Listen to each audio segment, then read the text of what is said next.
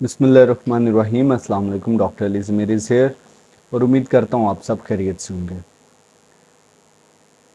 दोस्तों, आज के दौर में मेरे पास डेली कई पेशेंट्स आते हैं और ख़ास तौर पर ख़वातीन जो आके कहते हैं कि डॉक्टर साहब हमारी जल्द साफ़ नहीं है, एक्नी बहुत ज़्यादा है, फिंसियाँ निकलती हैं, दाने निकलते हैं, थोड़ा सा धूप में निकलें तो जल्द जो है वो सुर्ख हो जाती है, जल्द पे जलन महसूस होती है।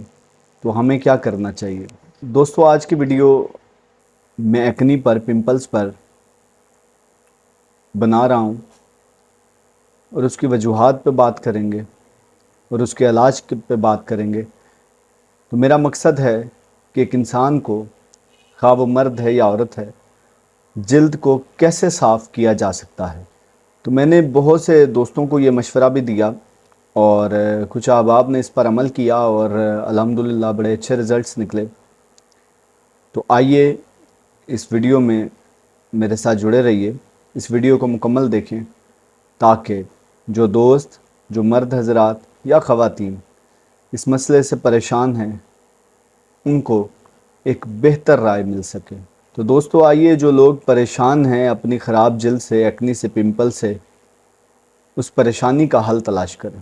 तो सबसे पहली चीज़ ज़हन में रखिए कि जल्द का ख़राब होना कुछ हार्मोनल तब्दीलियों की वजह से होता है, स्ट्रेस की वजह से होता है और उसके अलावा मुख्तलिफ बैक्टीरिया हैं जो जल्द पर एक्नी का सबब बनते हैं। तो दोस्तों, सबसे पहला मरहला जल्द की देखभाल है। तो एक बात याद रखिए कि जल्द हमारे जिस्म का सबसे बड़ा ऑर्गन है और हमारा पूरा जिस्म जल्द से ढका हुआ है। तो जल्द की देखभाल में सबसे पहले मैं बात करूंगा हमारी डेली रूटीन की। तो अपनी डेली रूटीन एक मामूल में लेके आएं, वक्त पर सोएं और गहरी नींद सोएं और जल्द की देखभाल के लिए कोशिश करें कि ऐसे चीज़ें इस्तेमाल करें जो क्लींजिंग करती हैं, जो क्लीन करती हैं, जल्द को साफ़ करती हैं, जिसमें सबसे पहला नंबर पानी का आता है। तो साफ़ शफाफ पानी जो जल्द को साफ़ करने में मदद देता है। और मुख्तलिफ़ ऐसी प्रोडक्ट्स हैं जो हमारे घर में मौजूद होती हैं, जिसमें दूध, मक्खन या बेसन है जो आम तौर पर हमारे घरों में मौजूद है। तो अगर बेसन से या किसी ऐसी चीज़ से, दूध से, पानी और दूध को मिक्स कर लिया जाए और उसके अंदर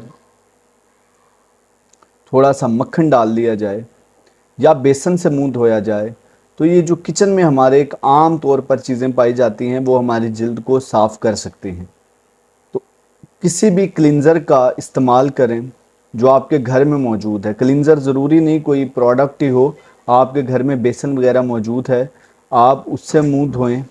तो किसी भी क्लींज़र के इस्तेमाल से जल्द की गंदगी साफ़ होती है और ये क्लींज़र्स ख़ास तौर पे बेसन जल्द पर मौजूद इजाफ़ी तेल को दूर करने में मदद देता है। हमारी जल्द में मुख्तलिफ ग्लैंड्स हैं जो ऑयल सिक्रीट करते हैं, जो ऑयल प्रोडक्शन करते हैं, जिनसे ऑयल पैदा होता है। तो इसलिए बाज़ दफ़ा आपने देखा होगा कुछ दोस्तों की जल्द बहुत ऑयली होती है।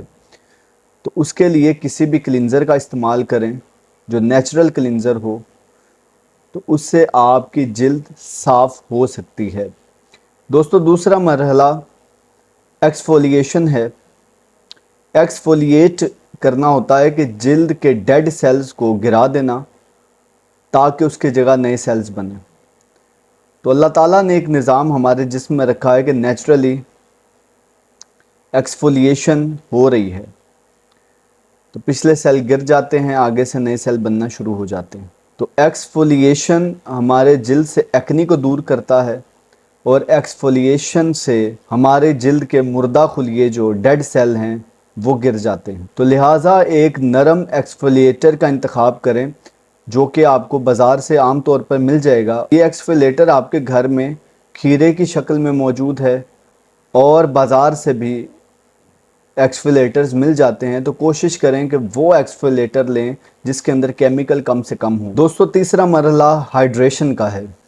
صحت مند رنگت کے لیے ہائیڈریشن بہت ضروری ہے، لہٰذا دن میں ایک وافر مقدار میں پانی پیا کریں، اور کوئی بھی ہلکا پھلکا موئسچرائزر جو زیادہ آئلی نہ ہو وہ جلد پر استعمال کریں، جو آپ کی جلد کے مساموں کو بند نہیں ہونے دے گا۔ فاسٹ فوڈ سے اور آئلی چیزیں جیسے سموسے، پکوڑے یا کوئی بھی ایسی چیزیں ہیں ان کا استعمال بند کریں۔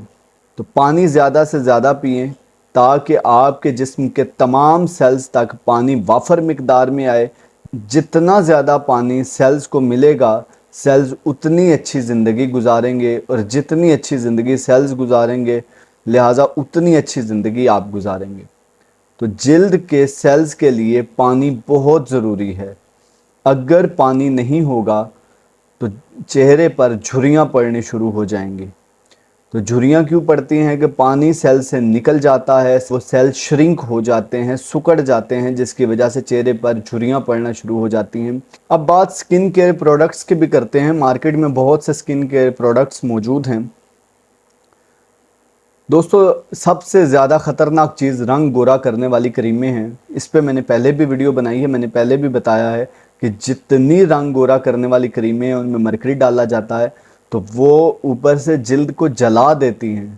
تو جب نیچے سے جلد ایک نئی نکلتی ہے اپنے وقت سے پہلے، تو وہ جیسی سورج کی روشنی پڑتی ہے تو وہ سرخ ہونا شروع ہو جاتی ہے۔ تو وہ جو سرخ جلد ہوتی ہے وہ ہم پر برننگ سینسیشن ہوتی ہے، جلن ہوتی ہے۔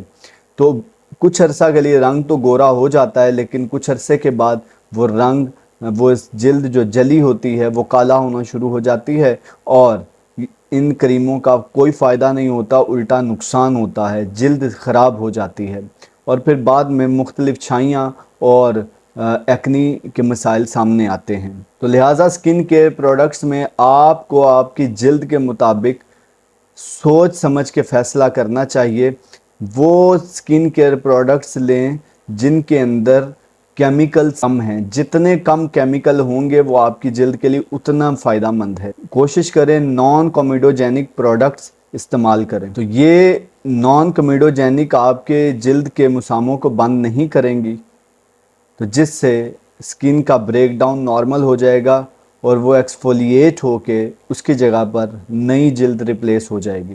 اس کے علاوہ مختلف وائٹامنز ہیں جو جلد کے لیے بہت فائدہ مند ہیں، جن میں سب سے پہلا نمبر وائٹامن سی کا آتا ہے۔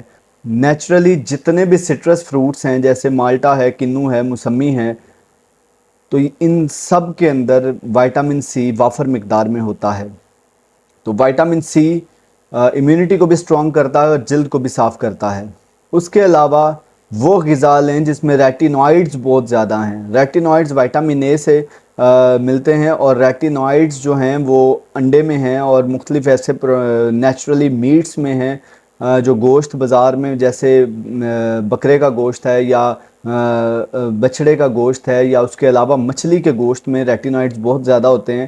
تو کوشش کریں ریٹینوائڈز استعمال کریں۔ ریٹینوائڈز کا استعمال آپ کی جلد کو صاف کرے گا، اور جتنی بھی چھائیاں وغیرہ پڑتی ہیں ریٹینوائڈز وہ نشانات، زخم کے نشانات اور چھائیوں کے نشانات کو ختم کرنے میں مدد دیتا ہے۔